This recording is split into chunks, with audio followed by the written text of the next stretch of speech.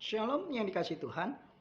Hari ini kita mau belajar suatu kebenaran firman Tuhan yang terdapat dalam kitab Yeremia pasal yang ke-29 ayatnya yang ke-9. Saya akan membacakan buat kita semua. Beginilah firman Tuhan. Sebab mereka bernubuat palsu kepadamu demi namaku. Aku tidak mengutus mereka, demikianlah firman Tuhan. Ini peristiwa terjadi di mana bangsa Israel mengalami pembuangan di Babel. Kalau kita baca di ayat 2 dikatakan itu terjadi sesudah Raja Yekonya beserta Ibu Suri, pegawai-pegawai istana, pemuka-pemuka Yehuda dan Yerusalem, tukang dan pandai besi telah keluar dari Yerusalem. Tetapi pada masa itu banyak orang bernubuat mengatasnamakan Tuhan, mengatasnamakan bahwa mereka diutus Tuhan untuk menyampaikan pesan Tuhan. Tetapi padahal mereka bukan diutus Tuhan. Makanya dari setiap konsekuensi apa yang mereka sampaikan tentang nubuat palsu yang mengatasnamakan Tuhan, yang senantiasa untuk menyenangkan telinga, untuk mencari keuntungan, untuk mengejar laba, maka dikatakan di ayat yang berikutnya, di pasal 29 ayat yang ke-20-21 dikatakan begini. Tetapi dengarkanlah firman Tuhan, hai kamu semua orang buangan yang telah kukirim dari Yerusalem ke Babel. Beginilah firman Tuhan semesta alam, Allah Israel tentang Ahab bin Kolaya dan tentang Zedekia bin Maseah, orang-orang yang bernubuat palsu kepadamu demi namaku.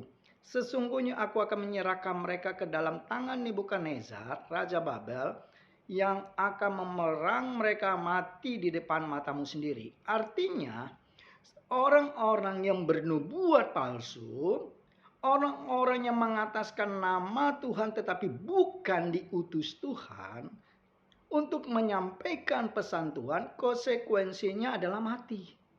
Tetapi di akhir zaman ini, umat Tuhan mabuk akan nubuatan. Lebih fokus, lebih mengejar nubuatan. Sehingga oknum-oknum tertentu melihat peluang untuk mengejar, untuk mendapatkan laba dari kebodohan umat Tuhan ini.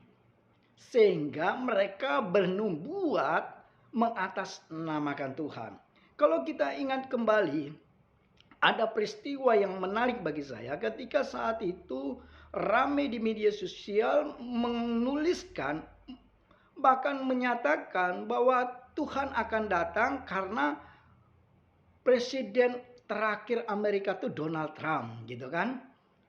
Tetapi kita lihat sekarang realitanya. Faktanya tidak demikian. Bahkan ada yang bernubuatkan bahwa presiden terakhir Indonesia Jokowi, setelah itu kiamat Tuhan datang. Ini adalah nubuat palsu, pengajar-pengajar palsu. Kita harus lebih mencintai itu firman Tuhan. Saya katakan kita harus lebih mencintai Tuhan.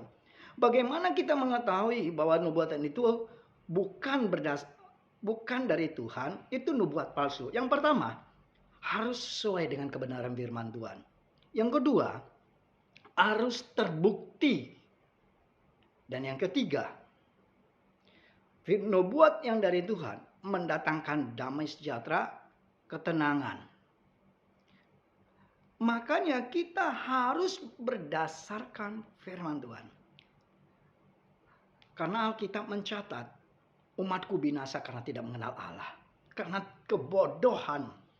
Karena tidak mencintai firman Tuhan. Karena dikatakan jelas dalam Injil Yohanes pasal 1 ayat 1, pada mulanya adalah firman. Firman itu bersama-sama dengan Allah dan firman itu adalah Allah sendiri. Kalau kita tidak mencintai firman, artinya kita nggak mencintai Allah karena firman itu adalah Allah. Jangan fokus mengejar nubuatan. Karena akhir zaman ini begitu banyaknya pengajaran tentang nubuatan. Begitu banyaknya nubuat palsu. Bahkan ada kelompok-kelompok tertentu katakan, ketika apa yang disampaikan tidak terjadi, tidak terbukti, mereka berkata dengan entengnya, dengan mudahnya, kan lagi belajar. Saya mau katakan, nubuatan tidak diajarkan. Tapi Tuhan menyatakan kepada orang yang berkenan, yang Tuhan utus, Tuhan percayakan menyampaikan pesannya. Biarlah setiap hidup kita lebih lagi, lebih intim dengan Tuhan, lebih mencintai firman Tuhan. Nubuat atau lu yang buat, itu yang harus kita pahami. Nubuat pasti terjadi, lu buat itu mengada-ngada alias palsu. Biarlah umat Tuhan semakin hari semakin dewasa akan pengenalan akan Tuhan, semakin hari semakin cerdas di dalam kebenaran firman Tuhan. Tuhan Yesus memberkati kita semua.